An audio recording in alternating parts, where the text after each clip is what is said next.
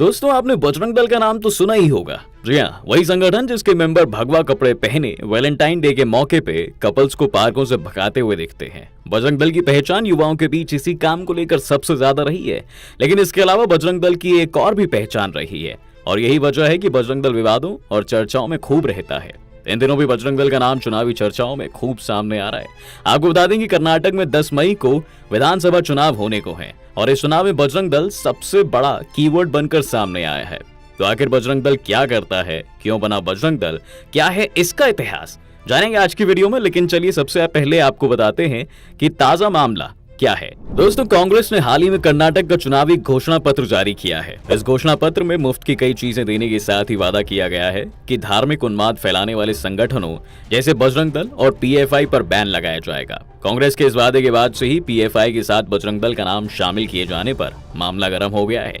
भाजपा और कांग्रेस के बीच इसको लेकर जंग छिड़ गई है। इस मामले को लेकर खुद प्रधानमंत्री मोदी जी कर्नाटक की चुनावी सभाओं में जोर शोर से उठा रहे हैं। उन्होंने कहा है कि कांग्रेस ने पहले भगवान राम को ताले में बंद किया और अब वह जय बजरंगबली का नारा लगाने वालों को ताले में बंद करना चाहती है। दोस्तों, बीजेपी को हिंदुत्व के पिच पर खेलने के लिए जो फुलटॉस गेंद चाहिए थी, लग रहा है कि वो कांग्रेस ने उन्हें दे दी है, जिसे बीजेपी अपनी पूरी ताकत लगाकर बाउंड्री के बाहर भेजना चाहती है। बीजेपी ने बजरंग दल को बजरंगबली से जोड़कर बड़ा मुद्दा बना दिया है। ऐसे में पॉलिटिकल एक्सपर्ट का मानना है कि कर्नाटक में बजरंगबली बीजेपी का बेड़ा पार लगा सकते हैं। धार्मिक भावनाओं का सहारा लेकर बीजेपी पहले भी कांग्रेस और तमाम पार्टियों को नुकसान पहुंचाती आई है। आपको बता दें कि कर्नाटक के हम्पी से करीब 25 किलोमीटर दूर अनेगुंडी गांव को किष्किंधा नगरी माना जाता है। जी हाँ, यहीं पर हनुमान जी के जन्म होने की बात कही जाती है। तो ऐसे में कर्नाटक के चुनाव में बजरंगबली का एक बड़ा फैक्टर बन गया है। कांग्रेस को भी अपनी गलती का एहसास हो रहा है। ऐसे में कर्नाटक कांग्रेस के अध्यक्ष डी.के. शिवकुमार ने कांग्रेस की सरकार बनने पर पूरे राज्य में जगह जगह पर हनुमान मंदिर बनाने की घोषणा की है।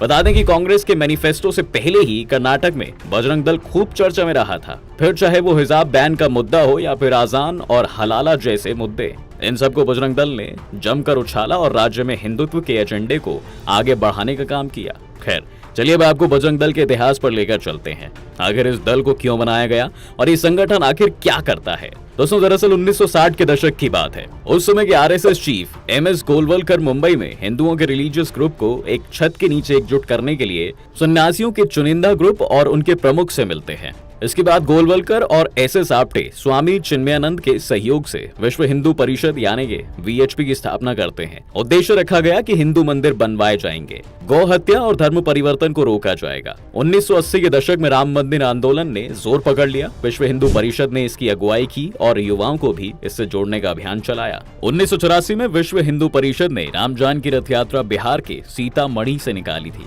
इसी बीच कई संगठनों ने इस यात्रा का विरोध किया। विश्व हिंदू परिषद के वेबसाइट के अनुसार परिषद ने रथ यात्रा के लिए उस वक्त यूपी के मुख्यमंत्री नारायण दत्त तिवारी से सुरक्षा भी मांगी थी, लेकिन उन्होंने इनकार कर दिया। लेकिन इसके बावजूद वीएचपी ने रथ यात्रा निकालने की ठानी, जिसके बाद वहां मौजूद साधु संतों ने विश्व हिंदू परिषद से जुड़े युवाओं को इस रथ यात्रा की सुरक्षा की जिम्मेदारी सौंपी। सैकड़ों युवा अयोध्या पहुंच गए। विनय कटियार नामक युवा के नेतृत्व में सुरक्षित रथ यात्रा निकाली गई। यहीं से बजरंग दल का आइडिया मिला। जी हाँ, 8 अक्टूबर 1984 को बजरंग दल की शुरुआत हुई और विनय कटियार को इसका अध्यक्ष बनाया गया। इसे विश्व हिंदू परिषद की युवा वाहिनी बताया गया। इसके बाद से बजरंग दल के लोग भी राम मंदिर आंदोलन से जुड़ गए। 1986 के बाद दूसरे राज्यों में बजरंग दल बनाने का फैसला लिया गया। यह संगठन राष्ट्रीय स्वयंसेवक संघ के 36 संगठनों के परिवार का महत्वपूर्ण हिस्सा है। इस संगठन की विचारधारा पूरी तरह हिंदुत्व पर आधारित है। बजरंग दल का प्रमुख उद्देश्य अयोध्या में राम मंदिर बनवाना था। साथ ही मथुरा में कृष्ण जन्मभूमि मंदिर और वाराणसी में काशी विश्वनाथ मंदिर का विस्तार करवाना शामिल है। इतना ही नहीं दोस्तों, बजरंग दल मुस्लिमों के डेमोग्राफिक ग्रोथ के खिलाफ रहा है। जी हाँ, साथ ही धर्म परिवर्तन, गौ हत्या और हिंदू कल्चर में वेस्टर्नाइजेशन का विरोध करता है। वीएचपी की आधारिक वेबसाइट में लिखा है कि बजरंग दल का गठन किसी के विरोध में नहीं, बल्कि हिंदुओं को चुनौती देने वाले असामाजिक तत्वों से रक्षा के लिए हुआ है।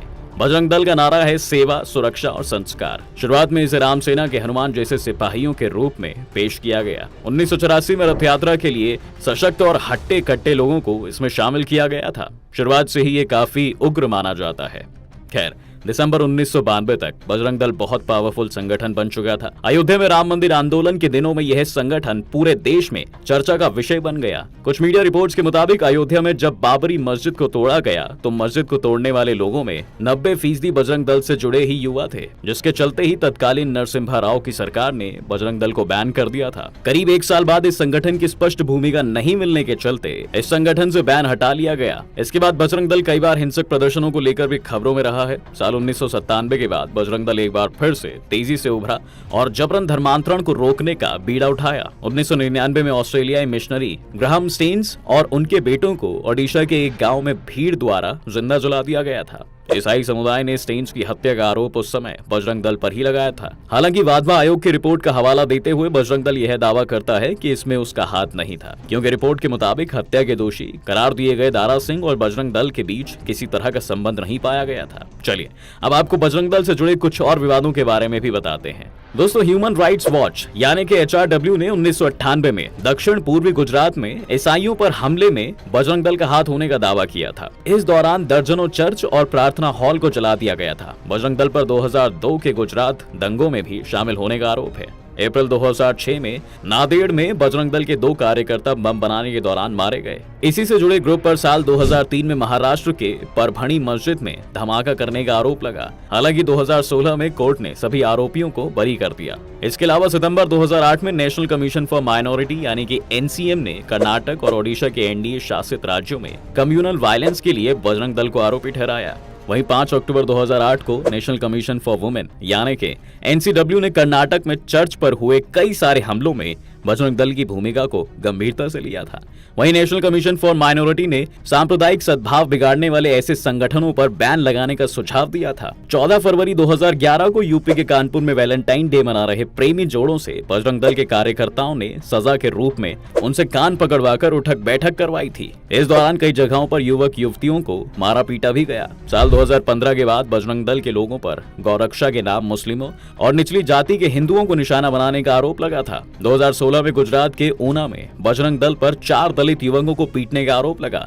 इसी साल फरवरी में हरियाणा के लोहारू से एक सनसनीखेज मामला सामने आया था, जिसमें 2 मुस्लिम युवकों की जली हुई लाश एक गाड़ी में बरामद हुई, जिनकी पहचान नासिर और जुनैद के तौर पर हुई थी। इसमें बजरंग दल के नेता मोनू मानेसर का नाम मुख्य आरोपी के तौर पर सामने आया था। मोनू घटना के बाद फरार हो गया था और अपने वीडियो जारी कर सफाई दे रहा था। जुनैद और नासिर के परिवार ने बजरंग दल के कार्यकर्ताओं पर इस पूरे हत्याकांड का आरोप लगाया था।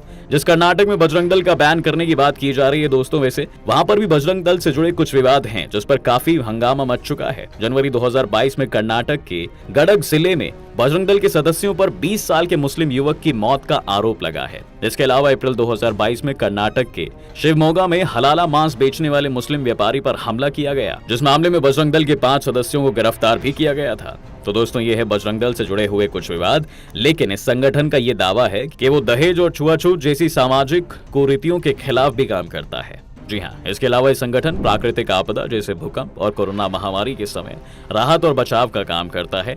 इसके साथ ही संगठन का ये दावा है कि ये पूरे देश में स्किल ट्रेनिंग सेंटर भी चलाता है। अगर आज के समय में बजरंग दल की भूमिका की बात करें तो लाखों युवा इस संगठन का हिस्सा भी हैं। 25 लाख से ज्यादा युवा इस संगठन से जुड़े हुए हैं। वहीं RSS की तरह 25,000 से ज्यादा इसकी शाखाएं हैं। फिलहाल ये दल किसी आंदोलन को नहीं चला रहा है, लेकिन अब बजरंग दल के कार्यकर्ता एक विजिलेंटी ग्रुप के तौर पर काम करते हैं। देश में लव जिहाद, धर्म परिवर्तन से लेकर गौ हत्या तक के मामलों में बजरंग दल काफी एक्टिव दिखता है। तो दोस्तों, हमने आपको इस वीडियो में बजरंग दल से जुड़े ताजा विवाद और इसके शुरू से अब तक के इतिहास के बारे में बता दिया। आप क्या सोचते हैं बजरंग दल के बारे में? क्या इस पर बैन लगा देना चाहिए या नहीं? अपनी राय हमें कमेंट बॉक्स में जरूर रखिए। अगर आपको हमारा वीडियो अच्छा लगा हो तो लाइक कीजिए और हमारे चैनल को सब्सक्राइब भी कीजिए।